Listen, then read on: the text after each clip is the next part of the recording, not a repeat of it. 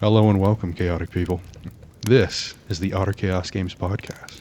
My name is Kyle, and these are my co-hosts, Jackson and Rob. Today we'll be talking about our own personal world, Aryan Tour, world building, and mostly homebrew. Come sit with us. Jackson, what do we got today? Welcome back to the show, everybody. If you're joining us after watching the first episode, first of all, apologies for that one. Second of all, welcome back. We're really glad that you're here. And if you're listening for the first time or just checking us out and giving us a try, know that we are three guys sitting around trying to hopefully do something in the D&D space, but also have a good time while we're at it. Absolutely. So, Rob, for the new listeners, you get 30 seconds this time. Last time you got a whole episode. 30 seconds. What is Otter Chaos Games? What are we doing? Otter Chaos Games is trying to create communities specifically for the DMs. We're going to talk about how to be the best DM we can be. We're going to talk about what we've learned and what mistakes we've made. And we hope that you will talk to us in the comments and teach us what you've learned as well. Let's build a community here, guys. Fantastic. And one of the most important things we're working on is we are building a series of interactive games that have 36 people all at the same time playing the same game of D&D, but obviously not all in the same boat, not all on the same table. So there's a lot of intrigue to it, and we're really, really excited about that. Yep. That's what Aryan Tour is. That's what Kyle was mentioning in the introduction, and something you'll hear us discuss a bit more in depth later on.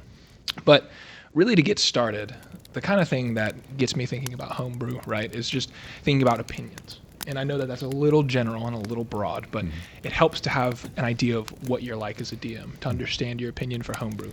So, Kyle, I'm going to start with you. We actually have a couple mixer questions for our audience to get to know us a little bit better. And please feel free to type your responses in the comments below if you feel so inclined.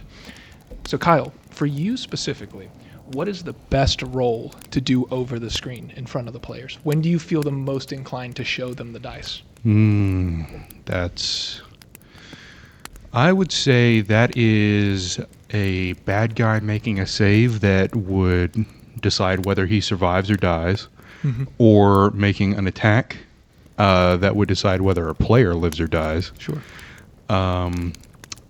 Really anything that is the finale of anything, or the possible death of a character, whether that be one of the PCs, one of the bad guys, or a beloved NPC.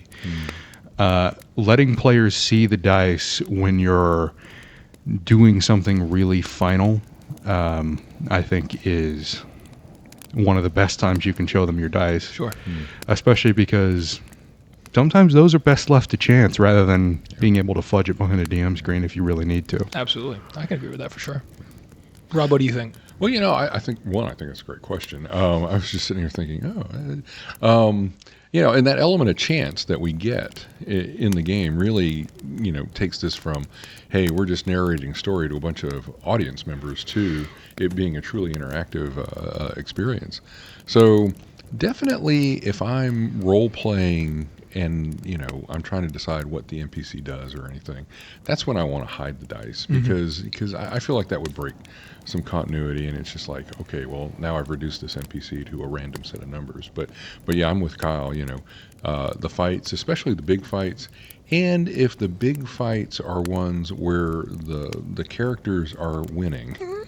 You want to see it. But, you got to be careful there because... especially there at the very end, because before then you might have to fudge some rolls to keep some people from dying. I guess that we could get into fudging rolls too. Oh, we're about to. Oh, okay. Now that it's coming up, we're certainly going to get on. So I'll wait for that one. No. It's we're talking about it right now. But yeah, I totally agree. Having that epic battle, and it's like, oh my gosh, you just fired the fireball. Does it kill him? He fails his save. He goes over. And when you do that, depending on the result, you can get a major, like a football celebration after a final touchdown. Oh, yeah, you get a crowd pop. Yeah, when you go, just everyone's screaming and happy. Oh, yeah. And then for months and years afterwards, you remember that time? Exactly. We all have those encounters that just, oh, yeah. When everything goes right. We also have those tension. that are just so damn weird that no one will ever forget about it. Yeah, don't remind me of those. But yeah, I would say I kind of agree. I mean, I agree with y'all in the sense of like, those are my favorite ones to do. But something that I have found that I really like is I tell all my players, especially when we're playing in person, that I want you to metagame. Like, I want you to discuss amongst yourselves. For all the viewers who've watched JoJo's Bizarre Adventure, you have infinite time in between turns to discuss, unless I specifically tell you don't. So if it's mid-combat and you guys want to sit down for 10 minutes and talk about what you're going to do, I'm fine with that, because I like that. I know it's fun for the players. So something I like doing to kind of build tension over the screen, or sometimes even behind the screen just with the noise, is when they're talking about something or doing something, I'll make a roll. And the roll will maybe decide between two avenues that a character's thinking in my head. Like, say it's a bad guy, and the bad guy's exceptionally skilled with the sword, and they haven't started the attack yet. They're like interrogating him or accosting him. Right. That roll's like, is he swinging first or not, or is he waiting? And I'll wait for them to be deliberating or in the middle of something, and they hear the dice hit the table, and they immediately metagame know something's up.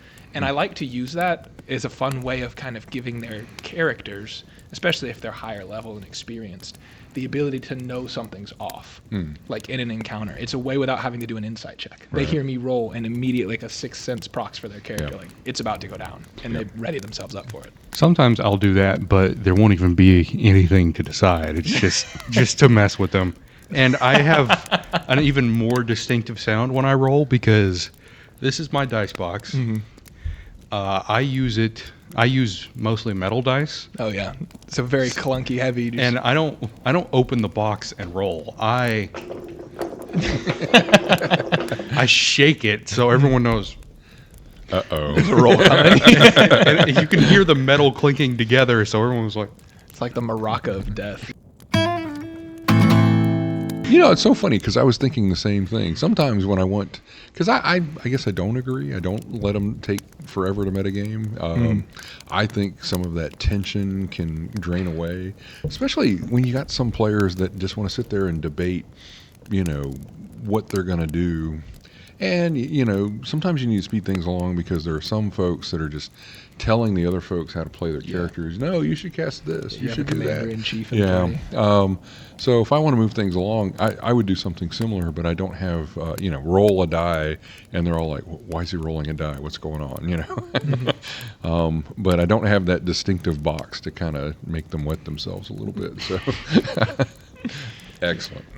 Hey, Luna. How are you doing? If you rocks can't are see, coming. listeners, there's a dog that's currently getting some pats. I wonder if she can be seen in the fire. Maybe Firelight. not. But she's just under the table. So if you see me look down like that, it's because there's a dog. Yep. Our jet black lab. That Yeah, that's a fair point. All right. So yeah, Rob, you kind of mentioned this earlier, talking a little bit specifically about fudging, and that's always a hot topic for DMs, and we'll get into it, I think, a little more in one of the later questions I'm going to ask. Right. But I did want to bring up another very important aspect of being a DM. Right. Because people think generally of writing the story and of fudging. But something that I love doing is using props. I think props can bring a lot, even if it's a prop for an NPC that you're playing or that's really related to the scene, be it a slip of paper. Like you say they find a piece of paper in a chest, but you've actually drawn it out on a piece of paper and made it look weathered, and you slide that across the table. That's some of my favorite things to do as a DM, is give the player something tangible. So I was going to ask you guys, what do you think, if you've used props, is the best prop you've ever employed, and why? So I tend to not use props. Most of the time it's we have these old dry erase board grids. Yeah. So I just draw it out. But the best prop that was ever used in a game was me and one of the other players who was basically my assistant DM. He had two characters, and we were like, okay, we started this because there were like two other people in the party, and we needed more members so no one would just die outright. But now we have a full group, so one of your characters should probably go. So he decides, all right, I'm going to do a really dramatic death scene, and I'm going to get like brown rough cut parchment paper and write goodbye letters to every single character. Wow. That's very good. That is cool. And he had this big, well, not big, actually pretty small, leather-bound, rough parchment paper book that was his spell book in game. He does really well with props, Yeah, but I just never use them. Closest I get is that egg right there, which is actually full of minis. Was this JP? Yeah, that is. Yeah, it was JP. Okay, cool. Yeah, that's excellent, actually, though. That's a great idea. So I assume I get the answer too. No. Yeah, go ahead. No. What you got, Rob? What's the best prop you've ever used? Well, I came up with a homebrew campaign. I always wanted to do a good sailing campaign and whatnot. And so, and this was kind of funny, is that I kind of didn't let them know ahead of time because I wanted it to be a campaign where they didn't plan on being sailors and they kind of ended up, kind of lost at sea, right? But I gave them two really cool ships, three-masted schooners and whatnot. And so I actually made those. They're over there. If I'd known we were going to talk about it, I would have brought them over here. But Hey, next episode, tell us if you want to see the ships. Yeah, we'll bring the ships out. We can have Rob give you a ship tour. So I had my girlfriend at the time help me, sew the sails and whatnot, has big masts and whatnot, and then I took the deck and I kind of just lightly sanded little grooves in there so that it was a 5-foot grid built right into the deck and whatnot. And so I did two of these, and these guys were so chicken or whatever. They decided that they were in game. They decided that they were going to all consolidate on one ship instead of taking both ships, and I was like, but I made two of these. And the whole story was revolving around two of these. So I kind of had to vector and whatnot. But, they ended up just using the one ship, and then the other one just kept cropping up during You just the found game. new ways to bring. Oh, and there's this other. Yeah, I mean, you go through the trouble making all these props, and they don't even use half of them. Come on. So See, that's the beauty of the 3D printer, though, Yeah. for the props, is that if I have an idea, I just either can find one that's online that's close enough, or I can make it myself. Kyle's buddies and were going through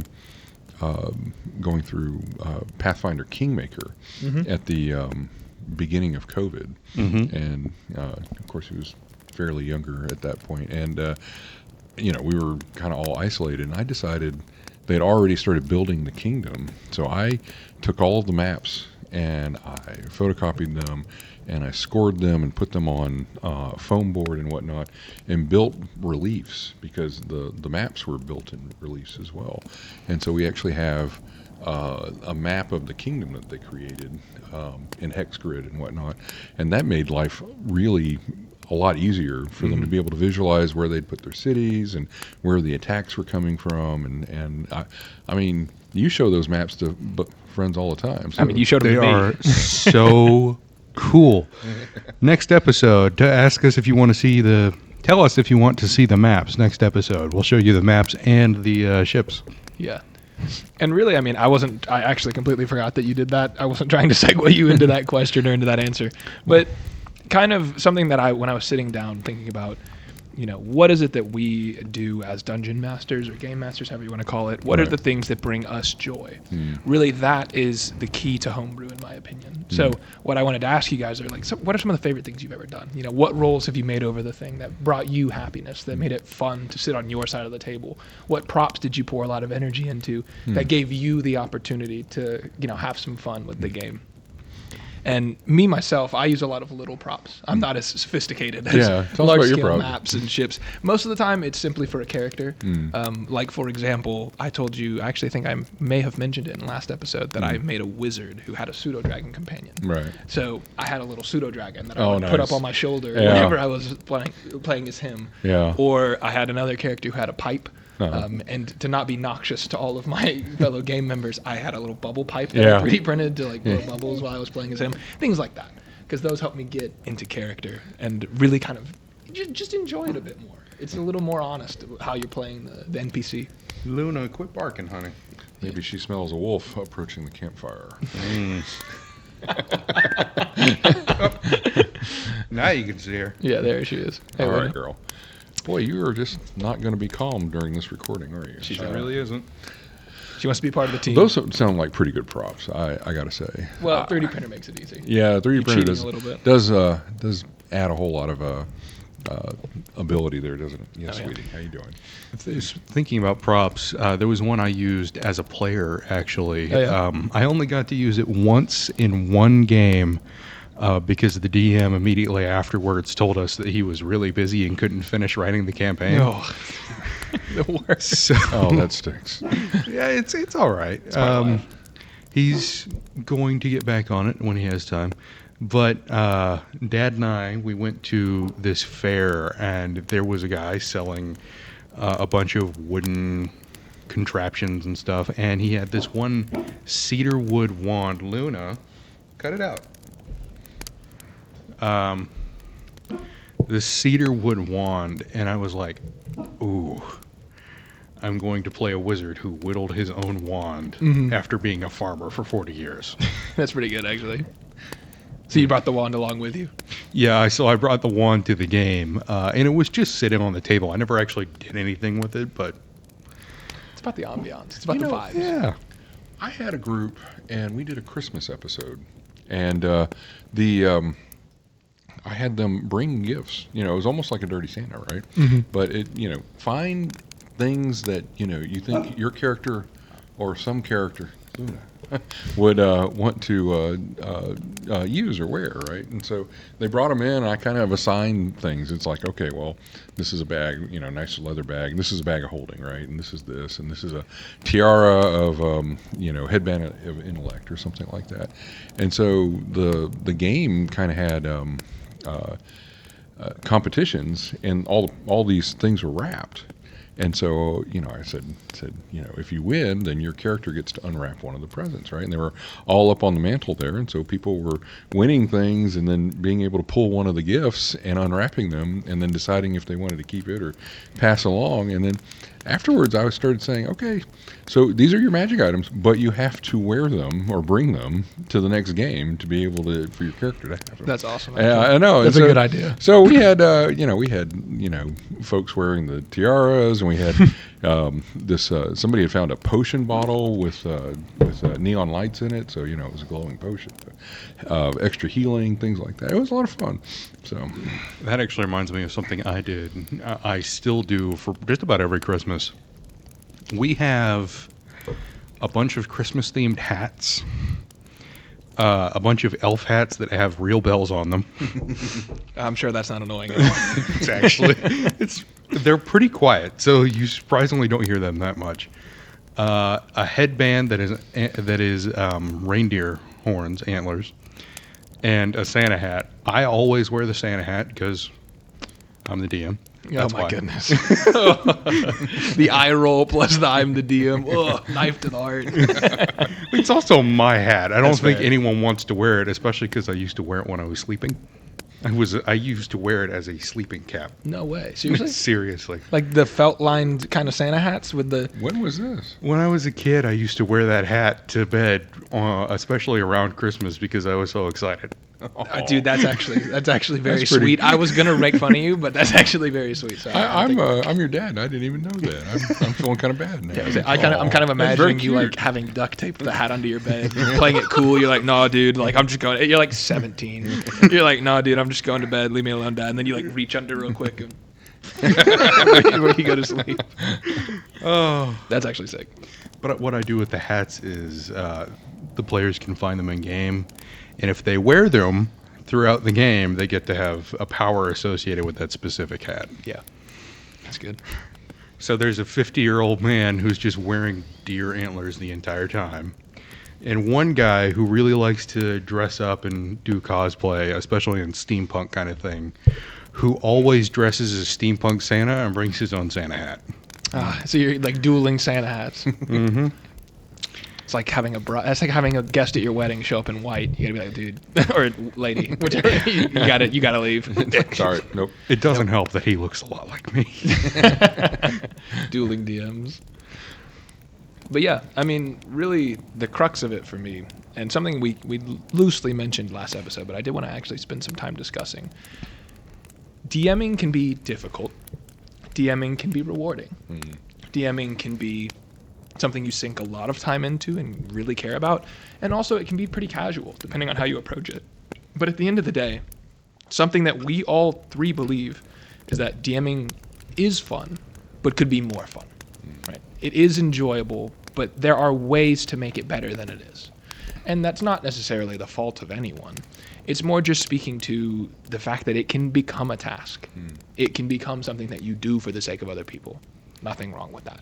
But if you're going to be doing it anyway, you might as well spend some time making it what you want to do. Some of the ways that I've found the best way to do that are finding fun roles, right? Making props, having a good time with role play.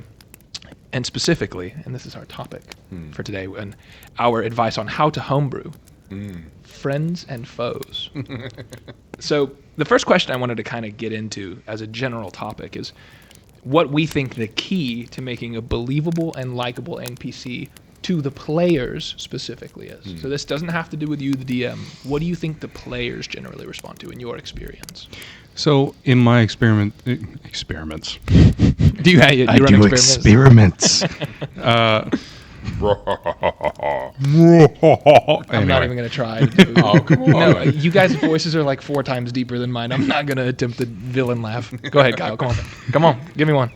You guys got the giggles. I would sound I'm like Alvin and the Chipmunks over here, so I'm not gonna give it a whirl. There's a limit to how much you'll embarrass yourself on the camera. No. It's not about embarrassment. I just lose, and I don't like losing. Oh. Come on, Kyle. who said it's a competition? It's a competition. Go ahead. Use your laugh. Okay. One of the things that players most respond to, in my opinion, is a character that is somehow tangentially tied to a organization that they're a part of, or somewhere from their background, like, hey, this character, he used to live in that village that you were in that was destroyed, or this guy is also a paladin of your particular order. Sure. And so it's something that creates there is a slight connection between your character and this guy. You may or may not know him directly, but there is something to connect the two. And the other thing I find is endearing character traits, and that is a crapshoot. You can go cute little girl like, oh, I'm looking for my lamb, and if you get the wrong players, The axe is getting brought out. yeah, someone's little Sally's going to have a bad day. Other times you get a maniacal goblin that's always ranting about how he's going to kill everyone, and everyone goes, oh, he's so cute. We're going to stuff him in a bag and keep him forever. So specific personality traits, in my experience can be a crapshoot. And ties to other NPCs is another thing that I find. Like, I had a DMPC paladin for a little while because my players, there was not many of them. A couple of them were completely new, and no one chose a healer, no one chose a frontliner. I was like, okay, I need to fill both of these roles. Paladin, that's what I got. And he had a wife and 3 children, and they loved that wife and 3 children almost more than they liked the paladin. They were ready to get rid of him. Like, Oh, we're going to adopt you. I'm standing right here. Not anymore. So yeah, really it's ties to past, ties to other characters, and endearing qualities which you will probably instill accidentally. sure. Okay. So you would say it's like not so much design of the character themselves, but where they fit in relation to the players. Like, yeah, their personality matters and they should be not abrasive, but at the same time, it's much more about how do the players encounter them? Yeah. What is their relationship with the people around them? Yeah. Well, to add to that, he's describing characters that are kind of helping the players.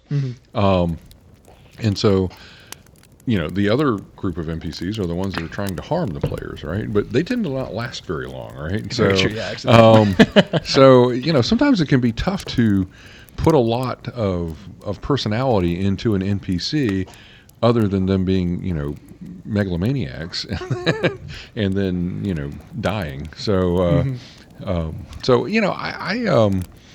I did do that same campaign that there was a sailing campaign.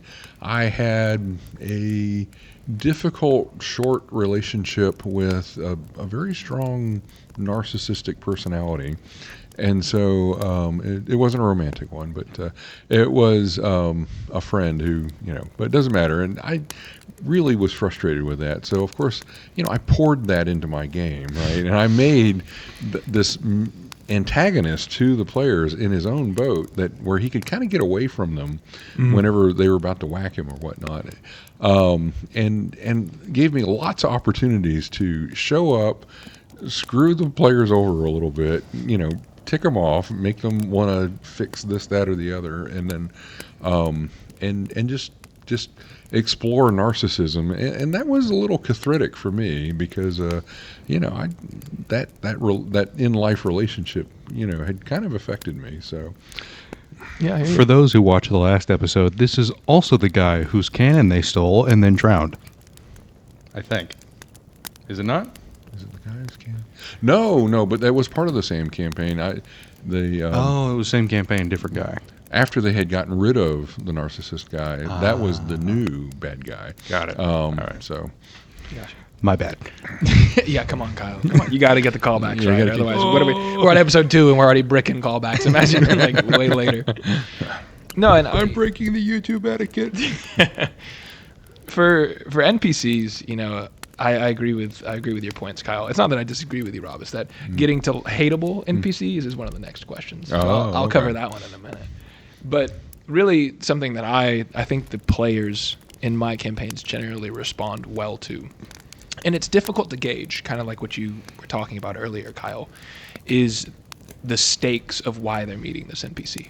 Like, I feel there's a game, a little bit of a cat and mouse between the DM and the players, where if you try too hard to be like, oh, this is your new best friend, they'll reject the character on principle. Absolutely. But also, if you try too hard to be like, you will hate this character, they'll like the character on principle.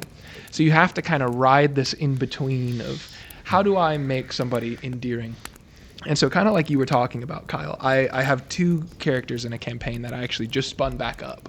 So it had been not running for about 8 months because everyone was busy, but we got it going again. And they're both very different, but they both were very endearing to the players. One of them, classic trope, princess in a tower, basically, right? She was locked away, all this other stuff. So what made her endearing to the players is, one, she related to the 2 female players in my group. I'm not gonna act like I'm a particularly talented writer. I have a couple friends who are writers, both of them were women, and I was like, hey, help me. Because if I show up with this female character who's very obviously written by me, they're gonna be like, I hate this chick, like, let's get rid of her. So that was one thing that helped, was having a very grounded, like, not realistic, but approachable female character that didn't just feel like Jackson making his voice a little bit higher. And they loved that character. They fought and defended her well, and like, she was a very big part of the adventure. And then another character that they loved, he's actually the wizard that I talked about with the Pseudodragon. And they liked him for completely different reasons. Because he was entirely self-serving, like kind of nice, but really only nice because it benefited him, and he was very plain about that. If you guys piss me off or like make this harder than it needs to be, you're gone. Like, I'm just going to deal with you. The But kind he of needed person help. who in real life is not that honest about it. Yeah, exactly. Yeah. But in the game, what they liked about him was his singular motivations. So again, like, the reason that they enjoyed spending time with him is because they knew what he was about. He wanted treasure. That's all he wanted. They liked treasure. Yeah. He liked treasure more. He could take them on these fun adventures. He'd help them. They'd help him. And at the end of the day, there was no real need for it to go like more complicated. He's kind of a mentor figure to them now, which is hilarious. Oh, wow. Because he will charge them for advice. Like, he'll message them and give them a piece of information, and then he'll spend another spell slot to message them and let them know what's going on the tab. So he just keeps it running. Like, he'll be like, "That's 20 gold." Like, it's the second message. Penny for your thoughts? Make it a gold and you got a deal. Exactly. Oh, my goodness. Exactly. I want to steal that. That is awesome. But they love him. Right? They love Yeah. him. And I think kind of the crux of this question to me is, in order to write a character that the players like, not only do you need to know your players, right? Do you need to know whether or not they're going to reject the principle and spite you? Right. You also just need to know, what are they trying to do in the world? Like, what are their aims? And you'll get curveballs. Right. But I knew they wanted some treasure. I gave them a treasure hunting wizard. And he is stuck since like session 5. And we're on session 26, 30, whatever, something like that. Still love him. Well, Sorry, I'm kind of speechless. Yeah, I know. I'm just like. No, nothing wrong with that. I had like 10 thoughts pop in my head. You talk, Carl. What was the question again? So that was kind of the end of, not the end of that question. If you have something on that question, feel free. I did want to pivot it though, because I wanted to get the other side of the screen, if you will say. I asked you at first, what do you think makes an NPC likable and believable for the players? That's an entirely separate side of the story.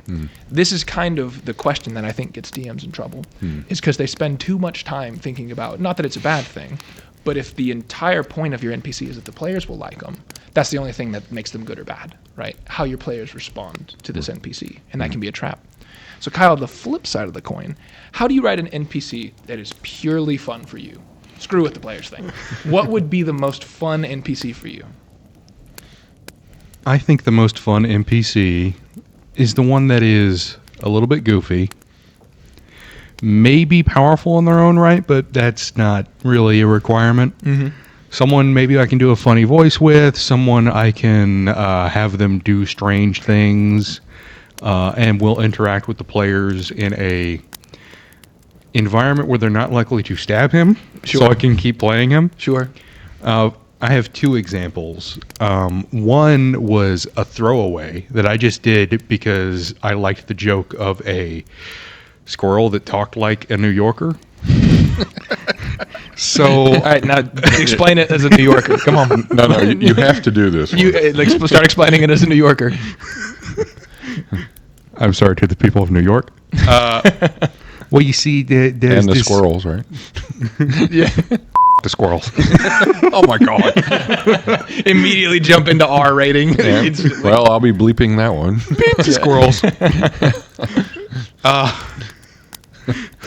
Sorry, made myself laugh. Well, you see, Days was in this ruined city, modern style. They went in another dimension. And there was this squirrel that just crossed their path. And the druid immediately goes, "Ooh, small animal. I'm going to grab it." And the squirrel immediately goes, "What you doing? Quit touching me. Just trying to get my nuts over here." I wish I could do that accent. That's Oh, my gosh. That is great, Carl. So the squirrel, you wrote the whole bit for this just for the squirrel. I bet you didn't write it. improv'd Yeah, he improv'd that. I went, ruined city. They're exploring it. What would be funny right now? A squirrel. What would be funny about a squirrel? Funny accent. There you go. Does the squirrel make a reappearance? Is the squirrel a regular character nowadays? The druid loved it so much she decided to keep it. Oh, my gosh. So now every once in a while you have to throw. She got it like on her shoulder or something. Yep. She named him Timmy. He has repeatedly told her his name is Ratatosker after the squirrel that guards the world tree in Norse mythology. Wow. And she refuses to call him that. Just Calls goes, him Timmy. Timmy. Oh, my gosh. Now, for all the New Yorkers that are watching this, if there are, whenever there are, you're welcome to make fun of us. We're from Alabama. Yeah, you can try. Yeah, I know. We have guns. They have gangs. Bring them down here. Oh, my. Rob, what say you? What's an NPC that you would like to play? What makes them that way? Not to get all metaphysical and everything, but something allows me to explore the human condition a little bit. Something that's been weighing on my mind, or some sort of personality trait or whatnot. You were asking about likable characters earlier, and I was talking about a narcissist. I love narcissists. Okay. From my dating profile, you might be. You might think that's true. Yeah, so let's tell us more about that. We're going to pivot. Your girlfriend is not going to be happy if we We're only going to talk about. No. The very nice lady I've been seeing for the last 8 months has been very kind, and she's an amazing person. So yes. When you see this, don't hurt me. I'm not talking about you. Right, we're talking about it. So likable characters. I love coming up with good likable characters because I mean, in a way, they're the sword of Damocles over the party, right? You can't really kill characters off, too much. And but boy, you can take away their favorite people if they're really dumb and whatnot. Oh yeah. Here, watch Kyle's face when I say this one word, Clifford. I've heard the story of Clifford. Well, they were dumb. They were. This was him and his, teenage buddies playing in. No, Tristan was dumb. Well, okay. So his cousin came in for a one shot, and so I let him play my NPC druid that frankly I had going along with him and his buddies just so they'd have a healer. Well, I mean, he had a big bear. He was a gnome druid, and he rode this big bear that I called Clifford, just for because you have fun. to. Clifford, I know, the right? big brown bear. And they were at the encounter that had this big pit of basically man-eating plants down at the bottom, and Tristan just kept sending the bear in there. I was like, okay, fine, and finally, the plant got a hold of that bear and swallowed him whole. And you should have seen the three other boys. They were like, no! I mean, you got more emotion out of that than killing one of them off. So. Yeah. But, Clifford, I mean, he was just always there. He was always snuffling around. He'd protect them. Yeah. So, he'd been around forever. So A mascot in a way. Yeah. So, but I tried to give him some character the whole time. And then there was Tig, the little boy. Yeah, I know. So that wanted to be defender of Remus. Remus was their kingdom's name and whatnot. And so they made him a squire and whatnot. And when we ended the campaign, he had disappeared. So during a war with Pitax, so the Pitaxians had invaded and knocked over one of the cities, and they were tore up about him too. So Yeah. And unfortunately, we never found out because one of my buddies moved off to college, and we had to end the game. And That was a good hook to set him up for the next session. you forgot the biggest parts of how Clifford died too. okay, hit me. First off, it was one massive mushroom creature Yeah. that was exuding a status effect that made you completely unable to do anything except throw up and run away at half speed. Mm-hmm. Half of the party was affected. Mm-hmm. Yep. What was left couldn't damage the creature. Mm-hmm. And Tristan goes, no one can fight. We're all kind of running away. Let's send in the bear. And immediately the bear dies. It was one round. We were level 3. Oh, No, you guys were higher level than that. 4. 3 or 4. No. 4 maybe 5. 5 at the highest. No. Yeah. Rob, I maybe. like how I've asked you twice now. Like, how do you write a character that the players like and then how you like? And the first one was a narcissism. The second thing, all you talked about was killing the players' NPCs. Apparently, I don't know how to make not likable characters. Well, he's upset about this years later. Yeah, I know, right? But so the audience can see that This thing died when I was 15. I'm 23 now.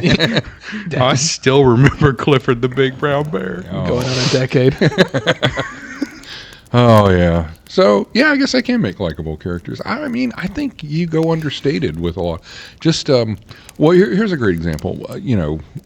Back in the ancient days of video games, back in the 1980s when everything was They word. did not have those in the 1980s. Yes, they did. No, you had cabinets. That's different. It's a cabinet game. A video game required. No, I was playing Planetfall on a Commodore 64, and this is a word game, so no visuals, just text, right? That's not a video game. Oy vey. There are some people who would definitely argue with you. No, it's an electronic newspaper. All right, my Gen Xers got to help me out here because these punks don't know. Y'all don't know nothing.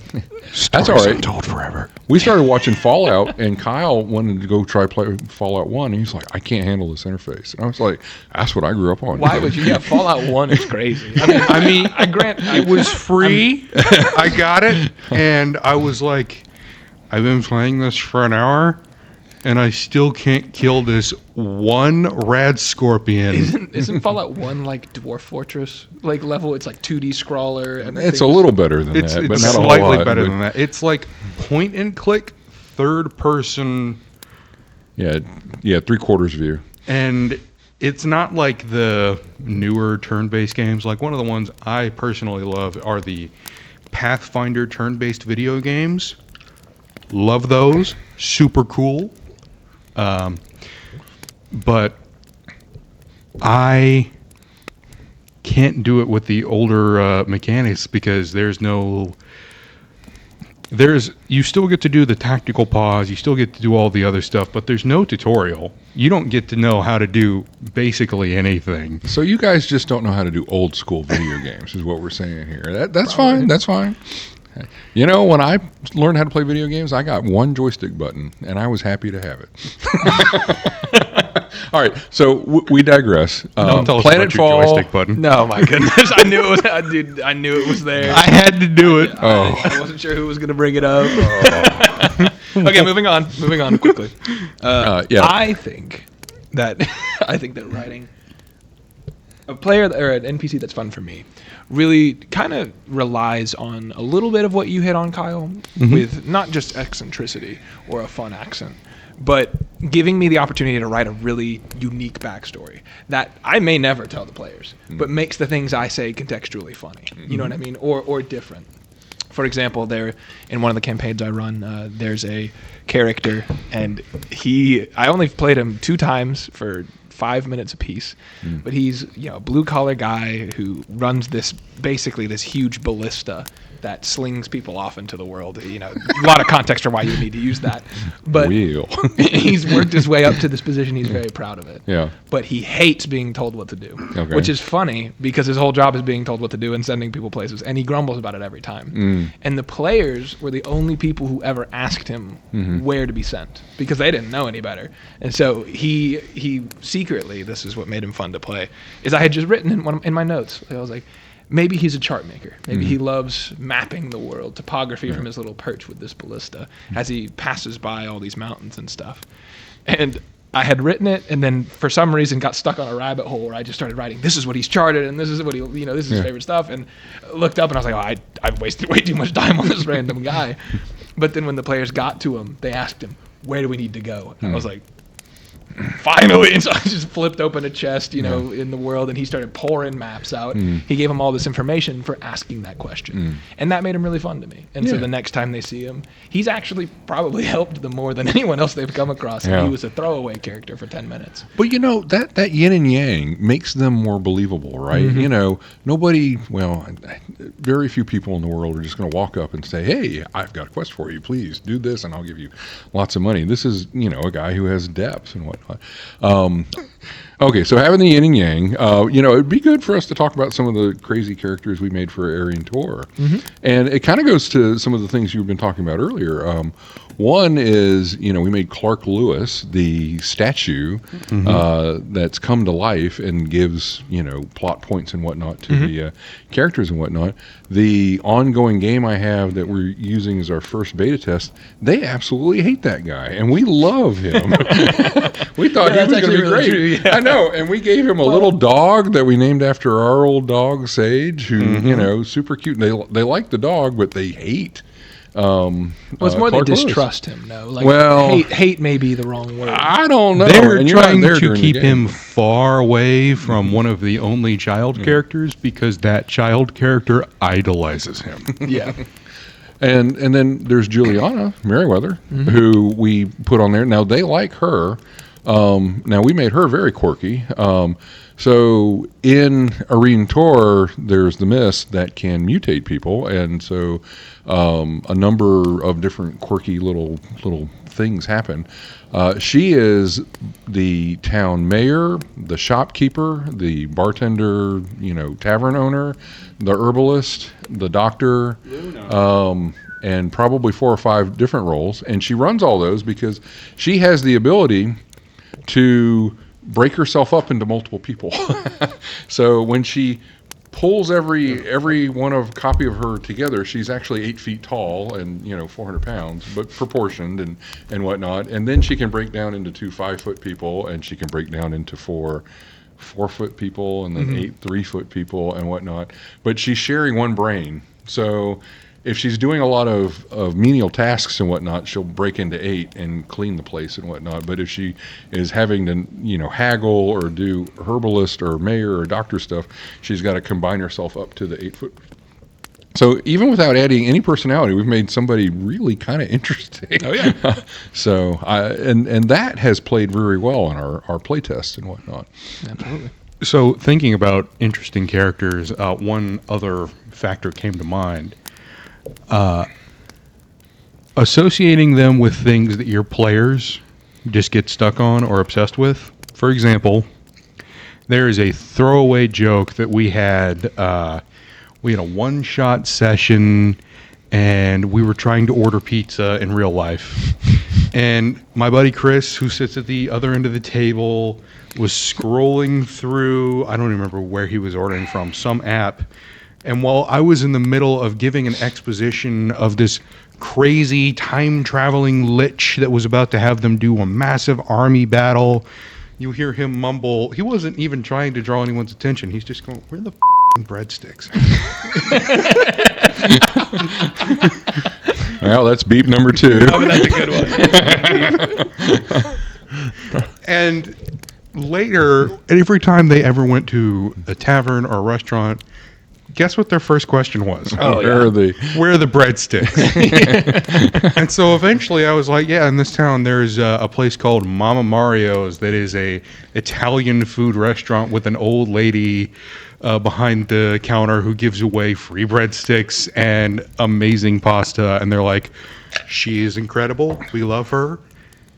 From now on, she's going to stay in our town. Patron saint of our town. Yeah. nice? And that's good. so tying characters to things that your players like is a great way to make a character they'll love. And for characters with more depth, I had an example, and now it has escaped my mind. See, this is perfect, Kyle, believe it or not. Because the next question I was planning on asking you was going to be, what do you think is the best written NPC example that comes to your mind? And when I say NPC, I do want to clarify. I want to be able to take this outside of D&D a little bit. So anything that's not a protagonist, right? Side character, I'll accept. So NPC in a video game, I'll accept. Just, if you had to call to mind an example of, in fiction, it can be one you wrote if you think it's really quite good, or if it's an example that just jumps to mind when you think of top quality. What would you say is the best NPC, and why? Okay, I'm going to call back to the video game I didn't finish talking about. And Sure. That's the Planetfall word-based video game that you guys, I don't know what you guys want to call it since you don't believe it's a video game. But back in, the days of the dinosaurs and whatnot. So, you would type a command to go to the next room. I go west or something like that. And if he was with you, which he was part of the game, every time you moved or something, it would describe the new room. And then Floyd would do something silly or zany. He takes off his foot and examines it. He runs around in a circle like he's trying to chase his tail.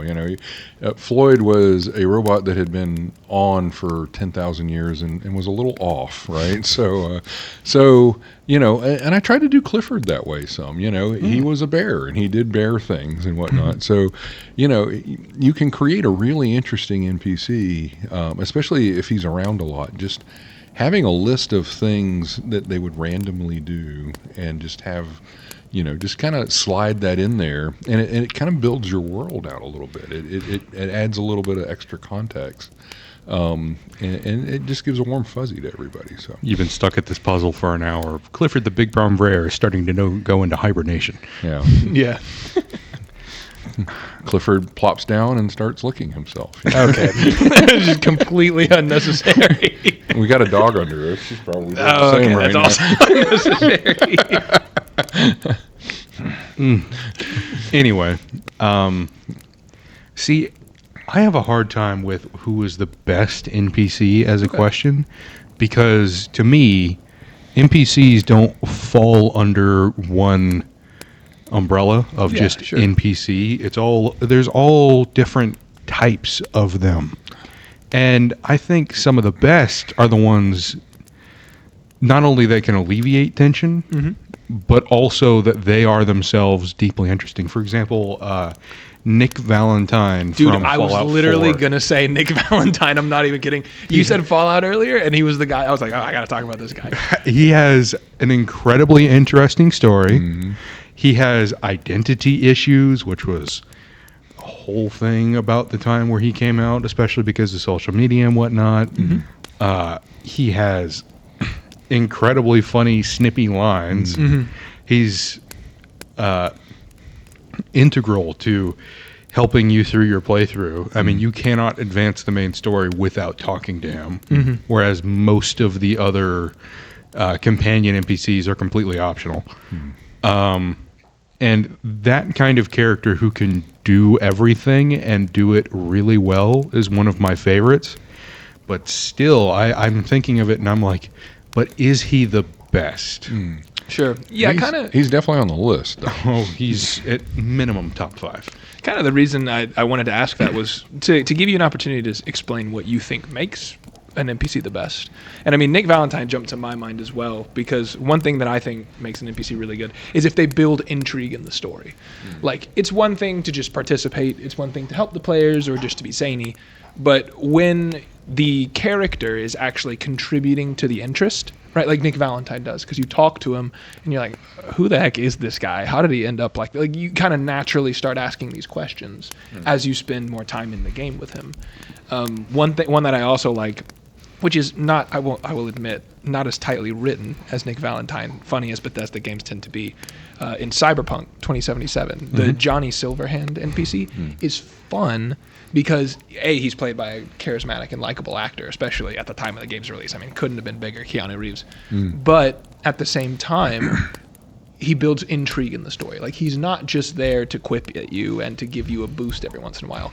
He's there so that you have this kind of secondary storyline that you're tracking and you're wondering how it all fits together in the end. So when he talks to your character, it's not always an unwelcome break, right? Yeah. Which as an NPC can be if it's not done well, I would say, poorly executed. Like, there's a particular speech he gives about why he's so much of an anarchist, I suppose is the best way to say it. And he talks about a war in Mexico that happens in game, and it only happened for resource grabs, and not even an important resource grab, just like, we're going to take the land of these people because we feel like it.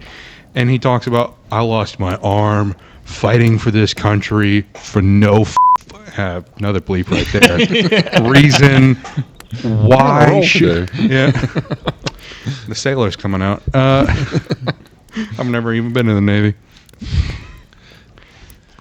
Well, so I got one more to throw in. Okay. And it's a callback to an earlier game, but it's the original Baldur's Gate. And Minsk and his giant miniature space hamster, Boo. Does that mean anything to you guys? Nope.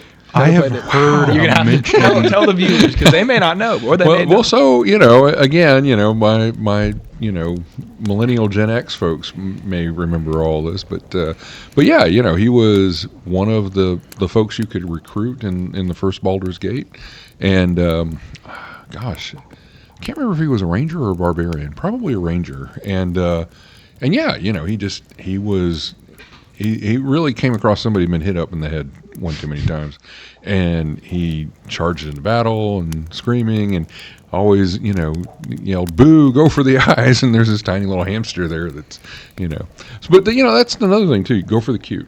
So we had one adventure where we had vamsters, flying hamsters that suck blood. You've told me about the Vamster. I was gonna say, as soon as you said Vamster, the story triggered. Yeah, I know. And the Vamsters, if they got enough blood, they would just pop, and then you'd have two Vamsters and whatnot. So, but if they weren't getting a lot of blood, then they would. So they were cute, but they were also dangerous, and they could stun you by rubbing up against you, and their cuteness would So I think. I go for the zany, so obviously, and zany and cute tend to go together pretty well. If you could hear that sound. That was the dog chewing on her bone. You know, it almost makes. I mean, wouldn't we have a dog at our campsite? Yeah, but I'm not sure that that's like a relaxing ambiance. Yeah, I know, right? It's like. I mean, there's Are we going to cut weird this, or are we going to ASMR leave it out in? there. Yeah, okay. There's some strange taking my jacket ASMR off out there. Let's not get into that. No, we don't need to. Are we going to whisper again? No, because that's not what he's talking about. They do whisper. I thought whispering was part of ASMR. No, so whispering is part of the ASMR, but what Kyle is referencing is thematic, let's say. There are people who record. Kyle, do it appropriately. Come on. Pay tribute. Dude. Do a New York accent. Whisper. Whisper in a New York accent. I'm walking you. How does Gollum whisper? No, don't. There's no way Gollum can whisper. There are strings that are opposites. Okay, that's actually impressive. All right, go That's ahead. not bad. How does a New Yorker whisper? Walking in. Another bleep. Kyle, you're up to 4. You're about to get... How does an Alabamian whisper? You got my moonshine yet? Well, at least you didn't talk about, wanting to date your cousin or something. So, Oh, I could have gone much worse. You could have. That's why I paused for a moment. I was like, don't say that, don't say that, don't say that. What should I talk about? Full license to make those jokes as Southerners, though. that's true. We do. Like, if anybody does, it's us. Well, of course, you're from Tennessee, not from True. Alabama, but close enough for government And work, right? yeah, exactly. And I obviously dodged the related family members. You had to go other side of the country for my two halves. Yeah. Or country outside the world. What were we even talking about again? So what we were originally talking about, which is diverge as much as we need. I don't even remember how we got to whisper like a New Yorker, Kyle. We were kind of okay. Now you, me. now you made it sound like dirty. Like draw me like one of your French girls. Whisper like a New Yorker, Kyle. No, we were talking about Whisper like a New Yorker. and kind of what we think makes an NPC good or bad, or how do you write one for the players, or how do you write one for yourself. And to be honest with you, I have a little bit more to go on NPCs, but at the same time, we've spent a good amount of time on this topic, and I think we've shed some light on some stuff that's interesting. And if you agree or disagree in the comments with kind of what we were talking about, what makes an NPC interesting, what makes them disinteresting, if you think we missed something, please tell us. So before we segue into our next kind of segment, one thing I did want to ask you guys was, I feel like we covered, especially when you got into talking, Rob, about a little bit more of a nuanced NPC. We covered how to make the players like them or dislike them. We covered how to make you like them, right? And obviously, I don't think you should write an NPC that you dislike. That's, at least it's like playing. It's not really going to be very fun for anybody. Well, like we've been saying, the game's got to be fun for the DM as well. Exactly. So, and you have control over the story. So you want to pick story elements that are both really interesting to you and to your players. Exactly. You have that complete control to do that. If you can hit both of those, then why not do it that way? Yeah. So Sorry, I asked y'all. didn't mean to interrupt. No, totally fine. I asked y'all what you thought the best NPC side character, right, that you experienced in fiction was. Really, the flip side of NPC is the bad guy, right? The BBG, as they're sometimes referred to. BBEG, I think you say sometimes. Yeah, big bag evil guy. There you go. So, really, we don't have to go down. I feel like that one's a little simpler, right? Your bad guy has crystal clear motivation a lot of the time, be that what it may. They're somebody you're going to pour a lot of time into. What do you guys think is an example of a very well-written bad guy, and why? And it doesn't have to be D&D. This is just for storytelling's sake. Well written as a straightforward bad guy, or just someone who is considered villainous? However you'd like to tell it. So for a really good straightforward bad guy, you have Joker. Like, there is very little that Joker ever does that is not evil. He abuses and manipulates women. He has done horrible things in the comics because, well, some of the writers like to do he did this horrible thing and that's how I explain how he's evil, instead of giving any kind of, this is an actual bad thing he did. They just go, this is a thing everyone agrees is bad. And so I'm not going to go into any specific bad thing that makes him unique. Just, he's bad. Okay. There are Yeah, examples. there's no depth. There's no depth to that. However, in other times, he does get more. But for a straightforward bad guy, you kind of know what Joker wants. He Chaos.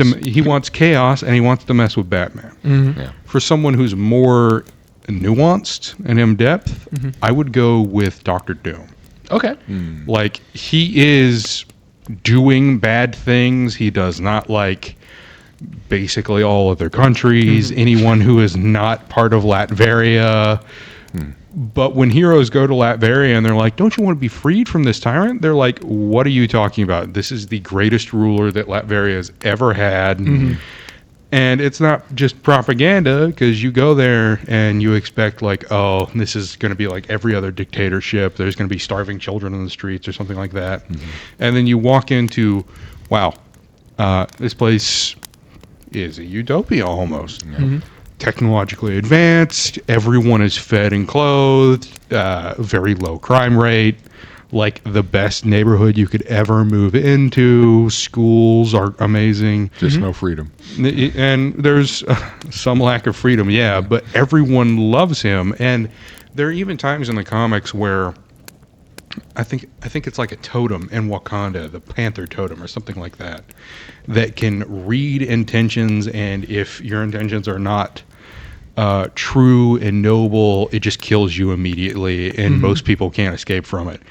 And Doom strides up confidently. The totem scans him, and everyone is expecting him to just blow him to Kingdom Come, and it deactivates. He walks right past it, and everyone's stunned because his motives are noble in their own way, even if his actions are villainous. Sure. So, Well, I suppose playing- Magneto would fall in that category as well. I mean, like, he wants to kill everyone who's not a mutant. Right. But he's doing it because he's a Holocaust survivor, and they're kind of doing a second Holocaust in the Marvel Comics with the mutants. I mean, Magneto and Professor X were originally written to be allegories for Malcolm X and Martin Luther King Jr., and the only reason that they aren't black is because they wouldn't let Stan Lee and Jack Kirby make black characters. Except for the Token Storm. Except for the Token Storm. Yeah. In the 70s, that definitely would have been the case. So. Yeah.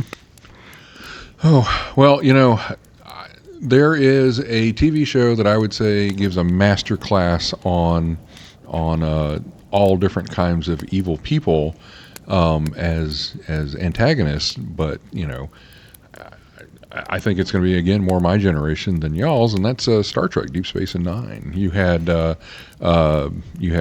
Vedic Wynn, who was just straight, I'm in it for me and don't care who gets run over.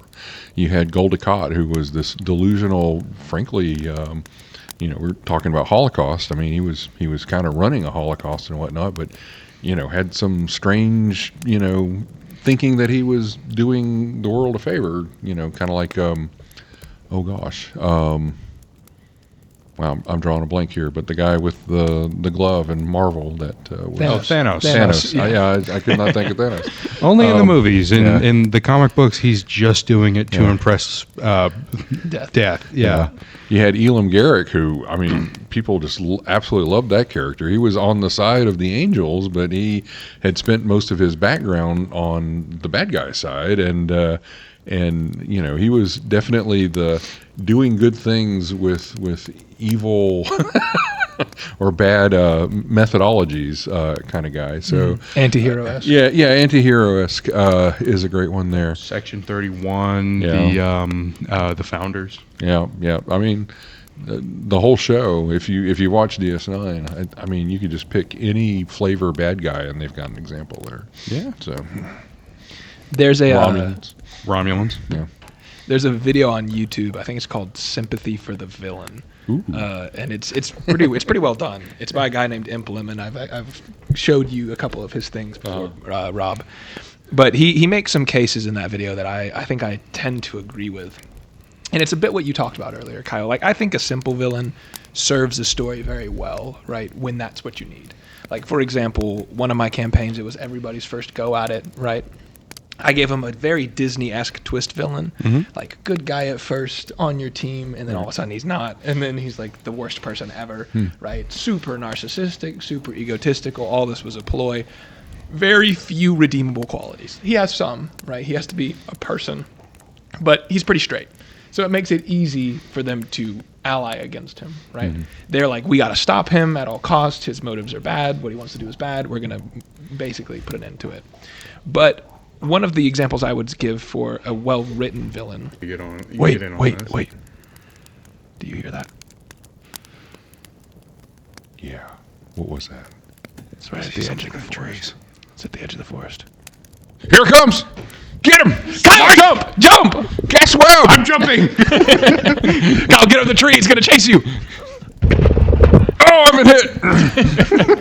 I need a potion. Take this. This is a sword. Stab it. You can be healed after. I got him! I got her! Someone get the leash. Well, folks, as you can see, Luna knocked over the camera. Yep, you can hear her right now. So, I think it's time we said goodnight. So, with that, Jackson. Thank you so very much for listening to the Long Rest podcast. Y'all go ahead and get a long rest. We've got First Watch.